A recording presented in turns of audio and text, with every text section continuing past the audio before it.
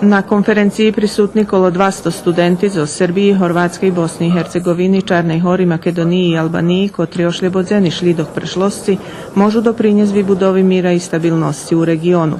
Z ohľadom na toto, že šítski državi Zahodného Balkána majú zajednický cilj úchod do Európskej unii, potrebné, že by še mladi upoznali so s osnovnýma elementami procesa evropskih integracijoh i sotrudnictva u regionu Zahodného Balkana. Od vaše stručnosti, vizije i mogućnosti da se usavršavate, od vašeg uključivanja u društveni i politički život zavisi budućnost našeg regiona i svih nas, naravno i budućnost Evrope, čiji smo mi deo, ali možda najviše zavisimo od vaše želje da budete drugačiji, da bežite od stereotipa i da odbacite terete i tegove koji mi ili oni pre nas nisu uspeli.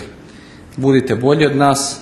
i to će biti najviše što možete da učinite. Konferencija bude trvati po sobotu, a robota še bude realizovati u vidu panel diskusijoh, robotnjoh i okruglih stoloh na temu regionalne sotrudnictvo i proces evropskih integracijoh, kultura i javne informovanje i ekonomija budućnosti.